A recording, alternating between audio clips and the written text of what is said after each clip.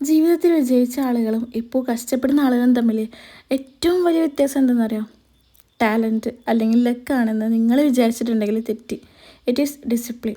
നമ്മുടെ ജീവിതത്തിൽ പൂർണ്ണമായിട്ടും മാറ്റാൻ കഴിവുള്ള ആ അച്ചടക്കത്തെക്കുറിച്ചിട്ടാണ് നമ്മളിന്ന് സംസാരിക്കുന്നത്. ഹൈഡിയാസ്, ഞാൻ എഫില ഹാഷിം, മെയിൻ കോച്ചാണ്, കൗൺസിലറാണ്. നമ്മൾ പലപ്പോഴും ഒരു കാര്യം തുടങ്ങും. അത് ജിമ്മിൽ പോകുന്നതാവാം, പുസ്തകം വായിക്കുന്നതാവാം, അല്ലെങ്കിൽ പുതിയൊരു സ്കില്ല് പഠിക്കുന്നതാവാം. ആദ്യത്തെ 2-3 ദിവസം വലിയ മോട്ടിവേഷനൊക്കെ കാണില്ലേ?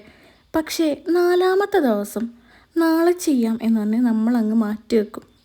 എന്തുകൊണ്ടാണ് ഇങ്ങനെ സംഭവിക്കുന്നത്? കാരണം നമ്മൾ ആശ്രയിക്കുന്നത് മോട്ടിവേഷനെയാണ്. മോട്ടിവേഷൻ എന്നത് ഒരു മഴ പോലെയാണ്, വരും പോകും.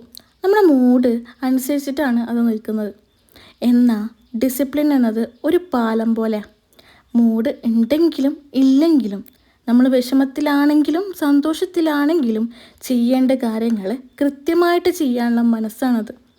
ലൈഫിൽ ഡിസിപ്ലിൻ കൊണ്ടുവരാൻ സഹായിക്കുന്ന 3 ടിപ്സാണ് ഞാൻ പറയാൻ പോകുന്നത്. ഒറ്റയടിക്ക് ലൈഫ് മാറ്റാൻ നോക്കരുത്. ദിവസവും 1 മണിക്കൂർ വർക്കൗട്ട് ചെയ്യാൻ പറ്റിയില്ലെങ്കിൽ കുഴപ്പമില്ല.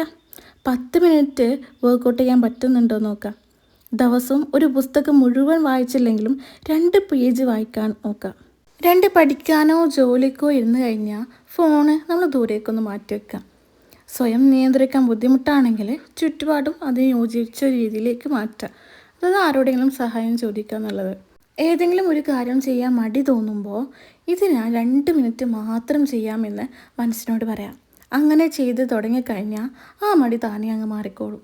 ഒന്നോർക്കുക, ഇന്ന് നിങ്ങളെടുക്കുന്ന ചെറിയ അച്ചടക്കത്തിനുള്ള തീരുമാനങ്ങളാണ് നാളത്തെ നിങ്ങളുടെ ഭാവി നിർണ്ണയിക്കുന്നത്.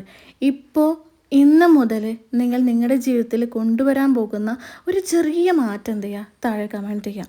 അതേപോലെ നമ്മൾ 30 ദിവസത്തെ ഡിസിപ്ലിൻ മാസ്റ്റർ ക്ലാസ് തുടങ്ങുന്നുണ്ട്. അതിലേക്ക് ജോയിൻ ചെയ്യാൻ ഇൻട്രസ്റ്റഡ് ആണെങ്കിൽ താഴെ കാണുന്ന നമ്പറിൽ ബന്ധപ്പെടാം.